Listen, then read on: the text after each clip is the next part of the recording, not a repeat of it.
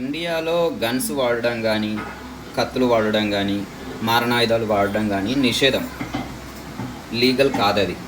ఎందుకంటే అవి వాడడం వల్ల క్రైమ్ పెరుగుతుందేమో అని చెప్పేసి మన భారతదేశ ప్రభుత్వ చట్టాల ప్రకారం వాళ్ళు తీసుకున్న నిర్ణయం ప్రకారం లీగల్గా ఒకటి పెట్టారు, ఇవి నిషేధం, బ్యాన్డ్ అని చెప్పేసి. బాగానే ఉంది. కాకపోతే ఒక మంచి వ్యక్తి, ఏ క్రైమ్ చేయకూడదు అనుకునేటువంటి వ్యక్తి నార్మల్గా రోడ్డు మీదకి వెళ్తూ ఉంటే క్రైమ్కు అలవాటు పడిన వ్యక్తులు పక్కా ప్లాన్డ్గా ఒక వ్యక్తిపై అటాక్ చేయడానికి ఏదో ఒక రీజన్ వల్ల, లేదా రోడ్డు పంటి వెళ్ళే అవరగాలు కూడా ఉంటారు. అప్పటిదప్పుడు కూడా మంచిగా ఉండే వ్యక్తులను కూడా గెలికి మరీ క్రైమ్ చేసి వాళ్ళని కొట్టడం, చేయడం, చంపడం, దొంగతనం చేసే వృత్తులలో ఉండే వాళ్ళు ఉంటారు.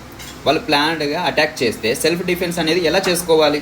ప్రతి ఒక్కరు సూపర్ మ్యాన్ పవర్స్ ఉంటాయా ప్రతి ఒక్కరికి? ఎలా సెల్ఫ్ డిఫెన్స్ చేసుకుంటాడు?